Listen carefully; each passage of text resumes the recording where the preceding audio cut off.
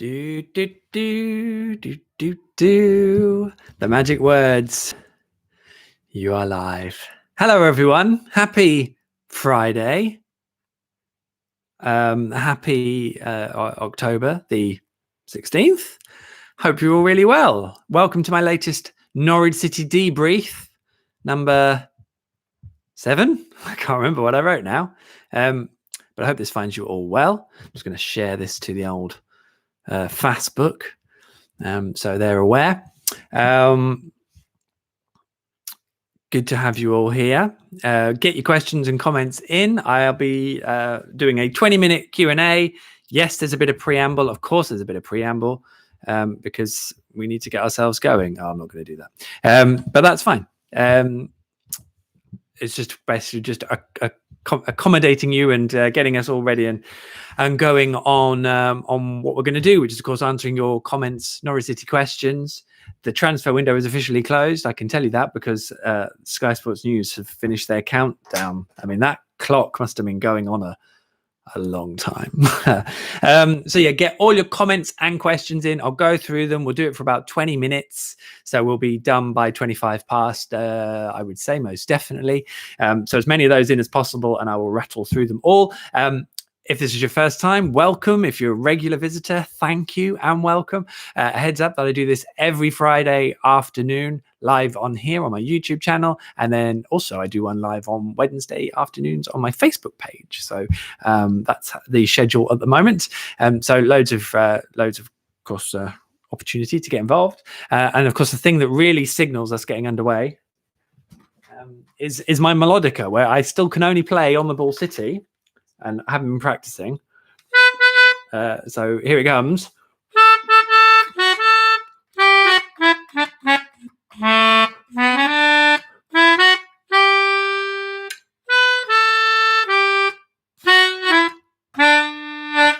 Close enough.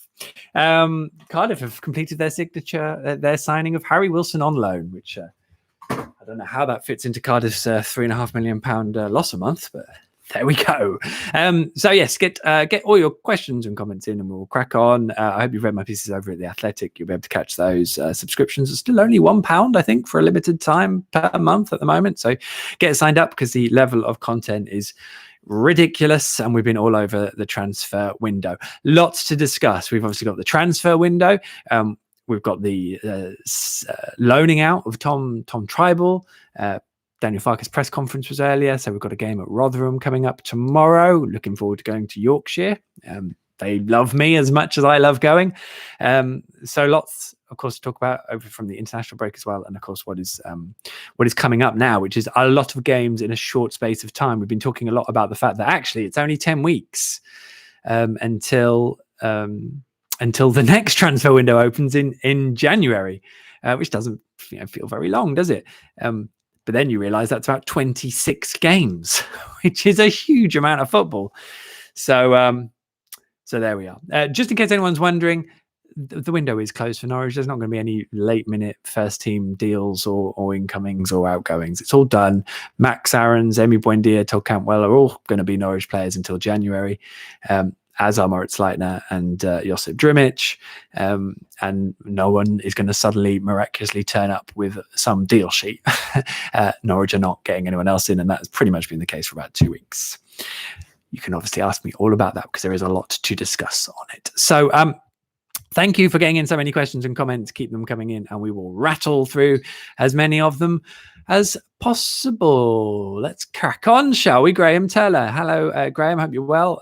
In 2018, Timo Werner played in the 3 behind Jordan Rhodes for the first few games. He did. Given City's new resolution to get loads of crosses in, do you think Farke would use Pukki behind Jordan Hugill? Well, I think if we were back to the start of 2018 and Daniel Farke had, or that season, and Daniel Farke had just signed Jordan Hugill instead of Jordan Rhodes, then yes.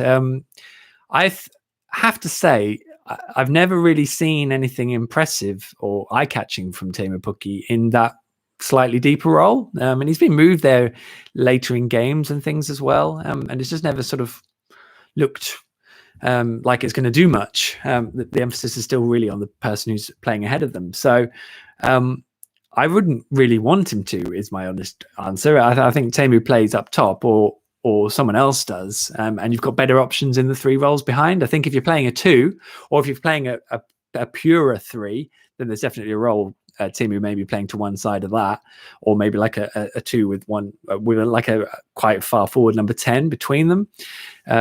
So I think there's those sort of options, but to me, in the 4-2-3-1 that Daniel plays, I don't see Timo being particularly effective in those 3 behind the striker. So no, and I don't feel the clamour for that. I think Daniel Farke's got to get his head around what he does with Jordan Hugill and whether he is just an impact sub that he wants to bring on. I think it's quite clear that at the moment, Farke feels that Adam Eder is more useful from the bench earlier on,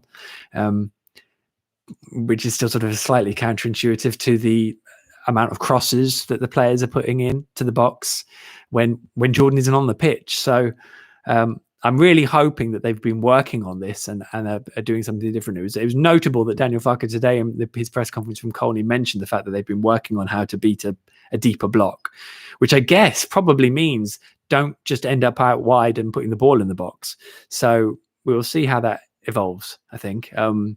I think it's going to take a bit of time, but I think it's worth emphasizing at this point that Daniel Farke did really want Jordan Hugill. It's not like a signing that was impressed upon him or anything. He wanted to sign Jordan and he wants to use him. It's just a question of whether it's just going to be this sort of late usage that we've maybe seen him do maybe a little bit too much of. And in this season, I think if things aren't going well, there will need to be a bit more proactivity in his changes, which he does sometimes. But I think the season where they won the title, it did revolve around, well, we'll get there in the end anyway. And I just feel like something this season needs to be more proactive if it's not quite working out, which again, probably emphasized by what happened against Derby on the opening week, of course. Opening week, last weekend, last time out. That's what I meant, last time out. So yeah, keep all these questions coming in, please. I've got loads, so we'll work through them all. Jerry, hello, Jerry. Hope you're well. Hope everyone out there is well, of course. Hope you've had a decent international break. Ready for Norwich City football again? Always. It's been a quiet week or two. Is Paul Warne's absence from the dugout going to help us all tomorrow, or am I clinging to straws? Yeah, it's an interesting one. I think I got asked this one on Facebook, actually. I think I can understand there's a line of logic that says for Rotherham, let's do it for Paul. He's not here. I mean, Paul's not poorly. It was a family member who I think tested positive, and by all accounts, everyone's going to be okay. So and obviously send him all the thoughts that it's all a full recovery and everything is fine. So, you know, it's an element of do it, Paul's not here kind of thing, or do it for the coaches who are taking charge. I think there might be an element of that. So that, you know, there is sort of a few extra % here and there with that you have to probably take on board. At the same time, you know, it's a familiar face that isn't on the sidelines, so they'll miss Paul Warne's input to a degree, I would suspect. Ultimately, Norwich have got to deal with it and just be aware that they need to put maximum effort in themselves, and then you kind of hope things take care of itself. So I don't see it being a massive issue. I think what would be more of an issue is what Norwich do and how well they do it. I think that plays much more of an impact into it if in terms of my own belief in it. But we'll see how the dynamic pans out, and I'll be there and I'll be paying quite close attention to it. Simon Copperwheat, hello there, Simon. Hope you're well. I am doing well. Thank you too. Ewan Roberts, good old Ewan. What a guy, by the way. I love Ewan. Pointed out recently that Lucas Rupp was the only player to console Pookie for his penalty miss last match. Is that right? I didn't notice that. Can we please set up a Lucas Rupp Appreciation Society? I tell you what you can do, Simon. You can read my piece on Lucas Rupp on The Athletic, which I wrote I think it was last weekend. I think it went out just at the end of last weekend. Definitely worth having a look. It sort of templates what Lucas has done well, I feel, in the opening weeks of the season, and what that sort of could look like in terms of him being quite an important player this season. It's early days. The things he's done well, he's done it over a short period of time, and he's done it in games where it would probably emphasize that. So Derby, I mean, they sat so deep that anyone could have done anything with the ball in at times in that game. So it's a small sample size and early. But if Lucas can keep with that trend of progression and influence, and I'm not going to be too hard on him for the free kick for the goal, because he was trying to stop a counter and he might have scored anyway. We don't know. So So yeah, there's a template there, but there's a lot sort of to do and to keep doing, and also then how other players also break through at that point as well. So loads of issues all around that, but I think there's clearly a bit of positivity there. I do slightly struggle to reconcile that that Lucas Rupp is sort of this complete midfielder that Norwich can take advantage of, yet Tom Tybal and Moritz Leitner aren't. I just feels a bit. It doesn't really. I can't really process that logically, because to me he's not as good as those two players and hasn't done it. But then the fact that those two players have done it, maybe there isn't quite that level of hunger there. But then they might argue that if I was to suddenly plonk them in front of me right now and have a go at me for even suggesting it. So it's difficult when you're not speaking to the people directly. So I think there's a balance with Lucas Rupp. It's still early. He's done some nice things. There's a long way to go and a lot to prove, and he still hasn't won, I think, or started in a winning team in the league for Norwich. So there's a lot to be done, but promising signs, and it's not like Norwich haven't won because of Lucas Rupp. So but yeah, you can start a Lucas Rupp Appreciation Society, or a LRAS, as that would be. But you need to read my piece first, and that's over at The Athletic. And it'll be on Twitter over the weekend. I'll share a link to it either tonight or tomorrow, so keep an eye out. Paul, no, Sean, don't know who Paul is. Oh, Paul's just below you, actually. There you go. Sean Marshall Nichols. Hello, Sean. Watching whilst starting self-isolation. Sean, I wish you well. I'm sorry you're self-isolating. I hope everyone's okay, primarily.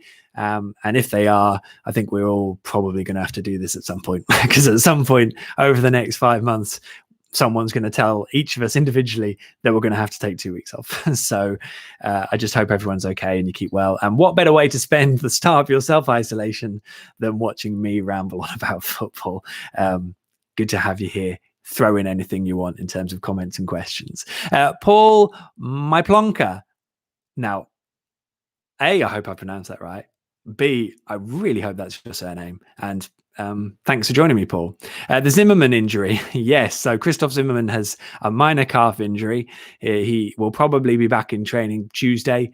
So it probably means he'll miss the 2 games, and he's definitely out for tomorrow, which those of you of a more nervous disposition will be like, yeah, you've only got 3 centre-backs, haven't you? That probably includes Daniel Farke, who at Colony today did kind of emphasise the point that I feel a little bit light here. Daniel's very good at saying things that you could write down and read and go, oh, he's not happy. But because he's delivering it with a smile, and at the end he says, I'm really happy with what I've got, and Stuart Webber's done a great job with the recruitment, he kind of gets away with it. But it'll be interesting how much of this we hear about if things aren't going well, because I don't like there being excuses, because it's a slightly easy way out. So we will see. But he's still got 2 fully fit centre-backs to start with tomorrow, Ben Gibson and Grant Hanley, and they are the 2 that I would expect to start. Let's, God hope, keep fit. Anyway, Paul, the rest of your question. Was that basically the lack of backup has really annoyed you so far? Has Webber and co learnt nothing? We did the same last season, letting Amadou go early just to be nice. Well, I think there was an element of that. I think the problem with Ibrahim Amadou is that Daniel Farke wasn't really having him. It was almost pointless having him around the place, because I don't think Daniel wanted to use him.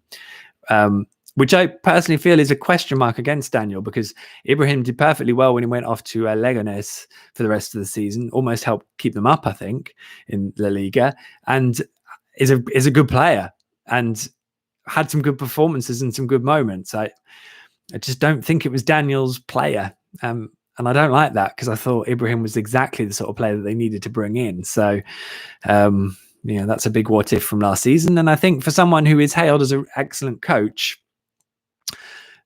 it felt like Daniel was unable to get the most out of someone that he had been given as a resource and a tool. And that's a shame, especially when you're then comparing to the situation to now, where you're talking about excuses and we haven't got what I would have liked. So it's a difficult one, that. I felt a bit for Ibrahim, if I'm honest. I thought he got scapegoated at times.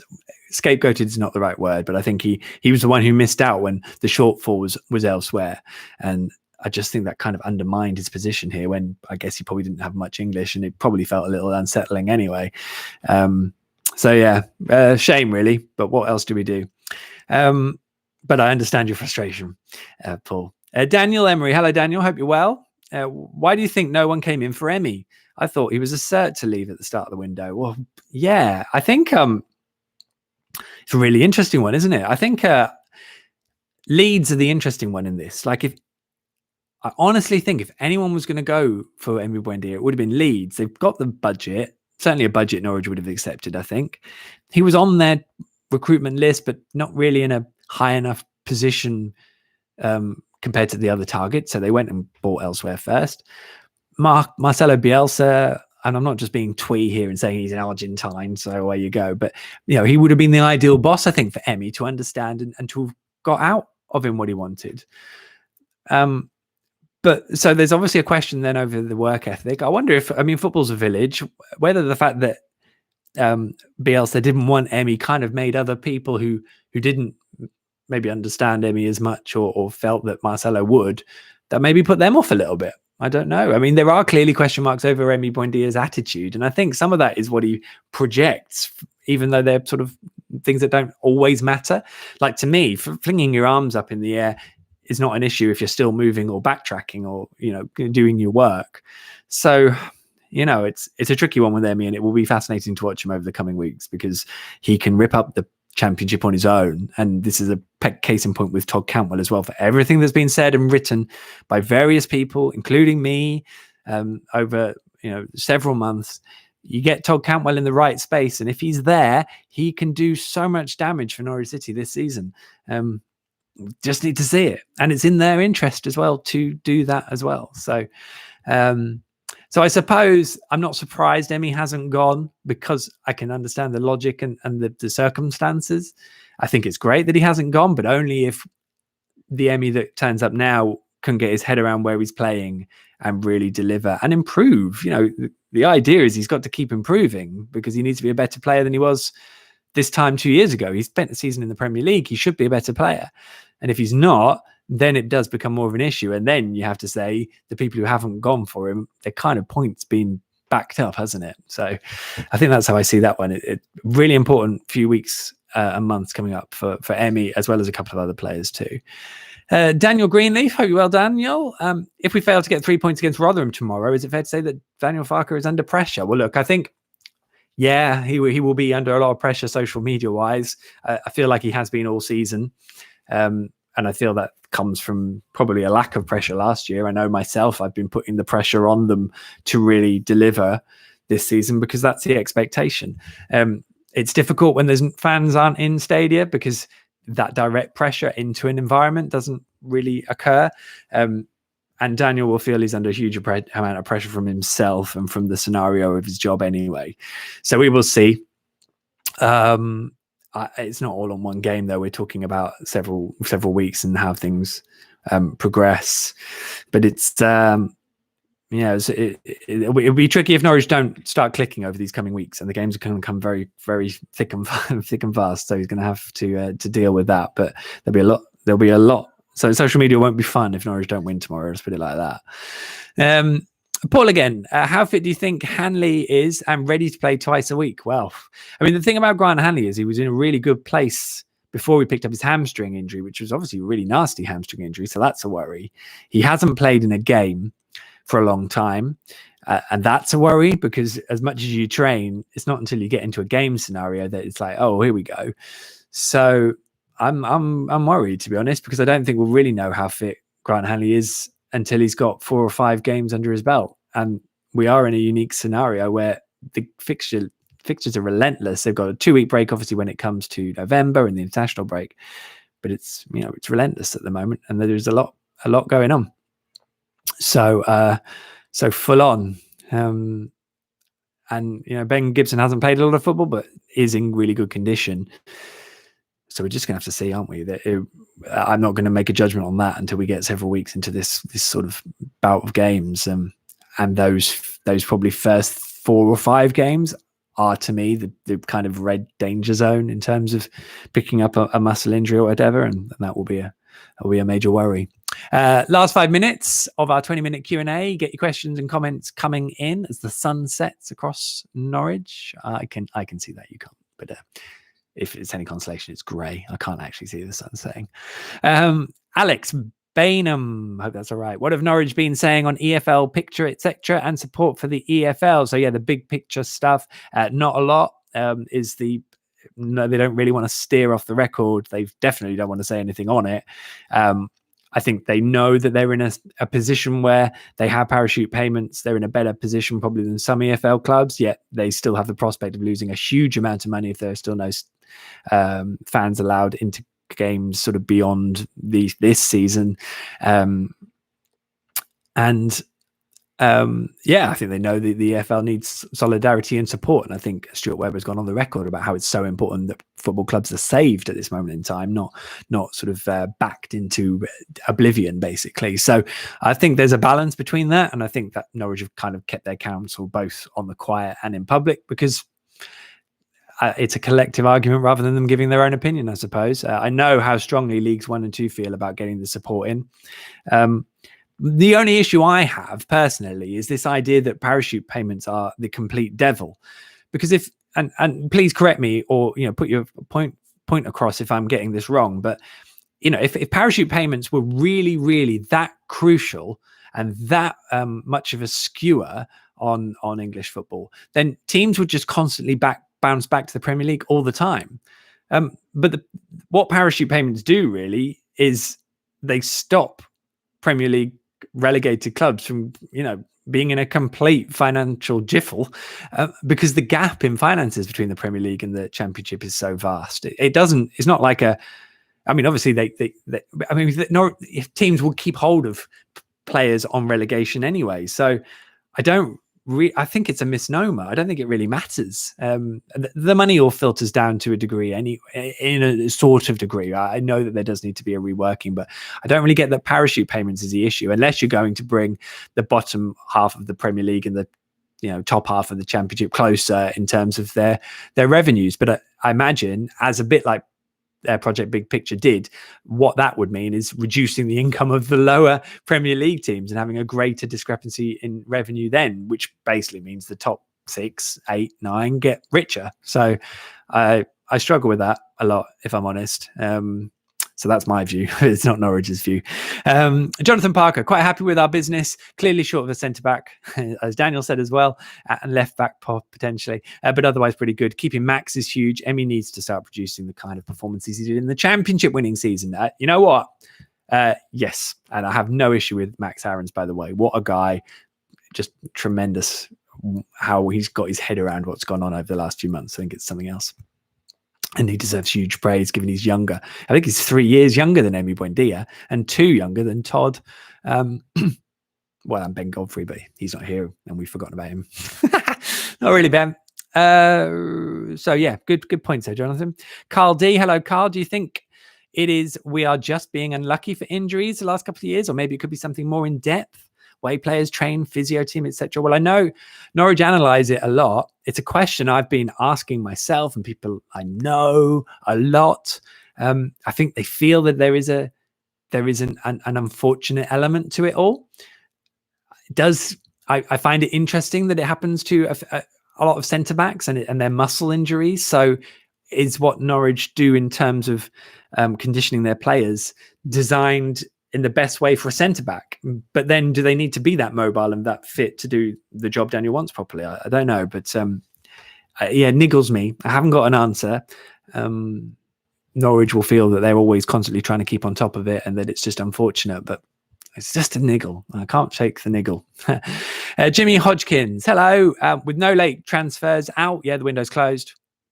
Emi, Todd or Max, which am I most excited that we kept? Also, which of these 3 do you think will really shine this season? Well, if you were to ask me, I have a feeling Max is going to be the one who shines out of the 3 of them. And if I'm most excited, it would be Emi. I just question whether he can get his head completely right. We will see. I really hope he does, because then he will shine. So we will see. Nicholas Ugaz. Hello, Nicholas. Peruvian Norwich supporter here. Hello there. How are things in Peru? Hopefully it's a beautiful day. What youth players are you most excited about? Well, go over to theathletic.co.uk or .com if you haven't read it. I hope you subscribe. And you'll see there's a piece I did from the Newport County 5-0 win for the under 23s a couple of weeks ago. Loads of fun going to watch them play. There's some really good prospects in there, so definitely give that piece a read. I think Andrew Omobamidele is clearly a talented young man. Josh Martin, I really like a lot, and I've spoken to him a few times. I think there's something there, and he might be the one. I think I tweeted it today, just bubbling under the surface of coming through. I think we might see a bit of him this year, so keep an eye out on him as well. But and of course Daniel Sinani, who's not necessarily a youth player that's come through, but the guy is 23 and loaned out. So and he's scored 3 international goals, important international goals this international break, and be nice if he came back and really shone. So what I will say is Norwich have got a big group of players out on loan who are clearly talented, and then another group who are 18, 19 who are winning EFL trophy games 5-0 against League 2 opposition, albeit changed League 2 opposition. So it's a lot to be excited about. So I hope you're here for the long haul, Nicholas. James E, was the centre-back transfer issue a decision taken over Daniel's head? Well, I don't. Over his head. Well, look, Daniel Farke wanted a centre-back. I think Stuart Webber would have wanted a centre-back. I think they felt they couldn't take the risk of bringing someone in on money, and that, if they needed to promote Omobamidele and if they needed a short stopgap, then they could rely on Alex Tettey and Jacob Sorensen, which is fine if you only lose a player for 2 or 3 games, a bit like Christoph right now. But if Grant Hanley twings his hamstring and he's out for 3 months again, then what do you do? That's so. So I think it's a tricky one. I mean, ultimately they will promote and they will use what they've got. So, and the next transfer window does come around quite quickly. I know Daniel did want a centre back, but I think the finances aren't there, and I suppose that's kind of the compromise that Norwich have made. So, for example, I know that Ryan Bennett's representatives had spoken with Norwich a bit, but it was just too much of a commitment, really, in terms of money, and interesting to see that. So yeah, I mean, ultimately Daniel would have thrown it in as something he wasn't entirely happy with today at his press conference, but I think he knows that that's just the reality of the situation, and what happens from here will be as much about him and what he has got as what he ended up without. Yelski 11. Do you think the squad is stronger now or when they started the 2018-19 season? That's a good question. I'd say it's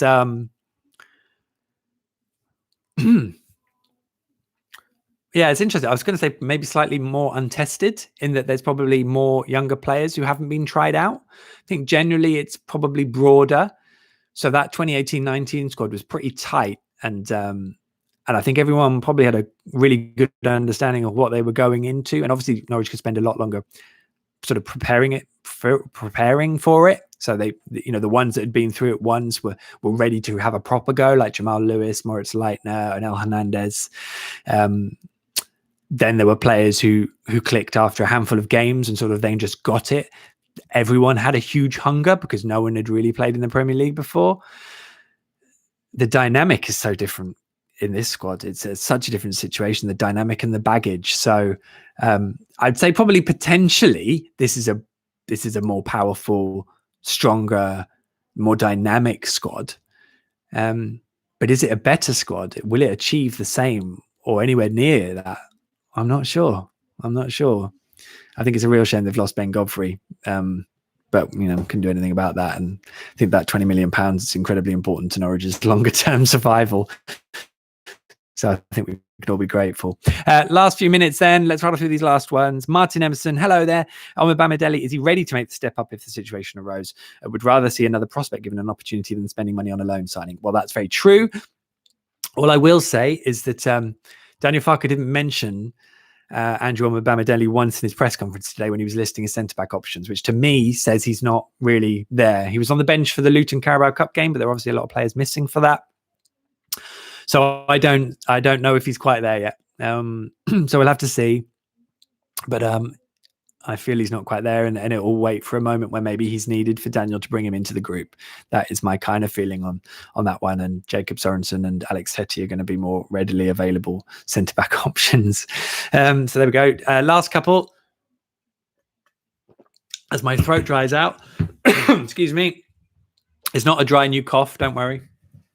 It's just because I've been talking for half an hour.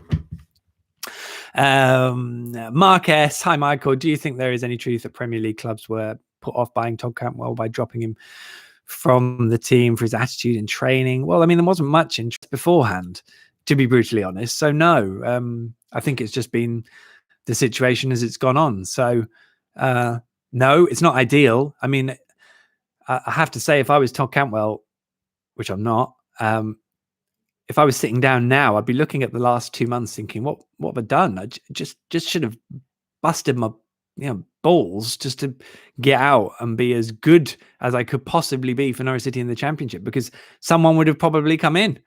So that's how I feel about it. But it's hard to know everything that's gone on, obviously, and stuff like that. So it's a shame, and I just hope we now see that from Todd. That's what I want to see. I want to see that involvement and that hunger from him and Daniel to trust him. And Todd can make a huge impact at this level.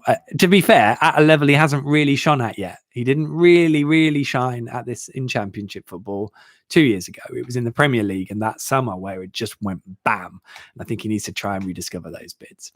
So I hope that answers that one, Mark. Gary Field, parachute payments are an excuse from teams who don't receive them to justify their own overspending. Well, you see that again, that's a great part of it, because people are like, well, we've got to compete, but you don't have to compete, because Norwich didn't. They won the division off about a few million quid. It's always how you spend it. It's not about the money. And I guess it just gives 8 or 10 Championship teams an excuse to whinge and say we need more money. But I don't see it as an intrinsic part of the Championship being uneven or unfair. I really don't. And then part of me is going, am I really misguided on this? But it's just a red herring. I don't get it. It just seems irrelevant. And Norwich have proven that. And a case in point, which I realised when they were talking about Caelan Grant moving to West Brom, who signed a 6-year deal, by the way, so that basically West Brom get money over the 6 years. It seems like a sensible way of transfer business being done, and I think it might well start catching on.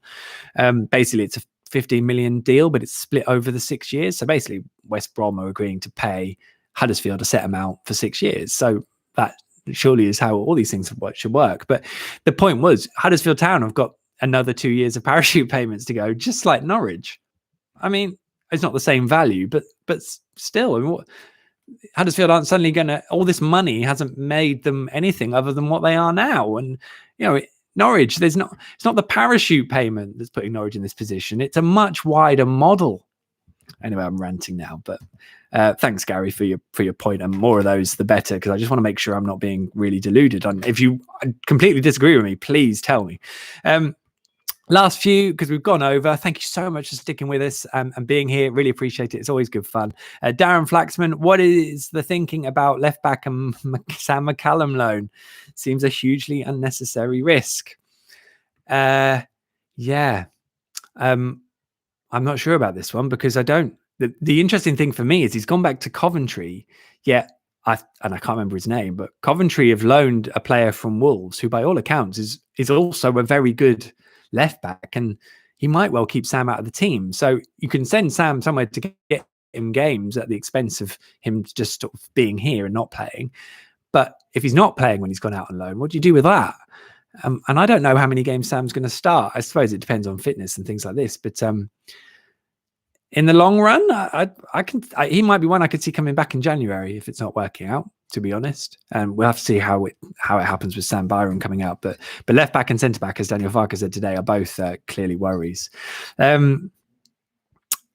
We're doing really well. Nicholas again. Hello, Nicholas. What's the scoop on Jacob Sorensen? Haven't seen him on the bench or in the under-23 squad. Yeah, so he's just been sort of catching up. Had an illness, had a niggle, went away with Denmark, and then didn't play a single minute, which I think Daniel Farker today said he had a word with the Danish coaches about, because he said that just knocked him completely out of his rhythm. I mean, he'd have been better off staying here, obviously, and getting 2 weeks of work under his belt. He will be in a squad soon. I think when rather than if was what Daniel said. He does look a really classy player. I'm going to be conscious of how long it takes him to adjust to getting into the Championship, and whether those moments we saw in pre-season, or I saw in pre-season, where he could take the ball, create his own space and move into it, or win a foul, and just those elements, can he do that at Championship level in the Championship midfield? That's the bit we don't know yet. But I like him a lot, and I like what I've seen of him. So I'm quite excited, and the moment will come when he plays. I'm almost sure of that, and it will be soon. Alex Bainham again, Alex. Any possibility we recall a loanee centre-back in January? I think that's unlikely with Akin, but I mean, if players are out for a long time and Akin has been absolutely ripping it up from Charlton, then yeah, that's probably possible because they do like Akin a lot, and that then you could then actually bring Akin in as a real first team option and let Andrew Omobamidele go out to Charlton if they want him and see how he does there. I mean, Akin had a loan at St Mirren first. And I'm completely riffing at this point. I have no idea, and I don't work in football recruitment. But it could be a potential. So I think it'd be an interesting one. But I mean, admittedly, Norwich, if they send a player out for a loan, they'd like to keep them out there for the season. So that's how I would expect it to resolve. And Tim Willett, finally, I heard the parachute money at Huddersfield goes to the previous owner, not into the club and squad, so they don't benefit. Well, Tim, if that's the case, why is the owner pocketing the parachute money, which I would assume is probably not the right way of it being done or particularly ethical. So I would be highly surprised if that was the case. And I have no knowledge of it either way. And I probably shouldn't have even said it. But there we go. Huddersfield, I'm sure, will be okay either way. Right. I'm going to wrap it up there, I think. Thank you, everyone, for your time and questions. Much appreciated. Loads of you on today, so that was good. Just to reiterate, I do these every Friday afternoon after the press conference, normally about 4:30, 4:45, mainly because why do I do it? Yeah, I don't know why I do it then. I do it then. It's a good time to do it slightly earlier, but I've done it later today because of the transfer window. Although 5 p.m. does seem like a good slot, so I might make it 5 p.m. each week now going forwards. I hope you're all really well. Stay safe over the weekend. I will be at New York Stadium tomorrow in Rotherham, so you can follow all of my coverage as usual over on Twitter, but also download the Athletic app, which is definitely worth getting because you can get loads of running news commentary on there, as well as, of course, all of our wonderful colleague stories from all my colleagues. In the meantime, take care of yourselves, take care of each other. Obviously, we'll do another one of these on Facebook on Wednesday and here again next week. Until then, sing along.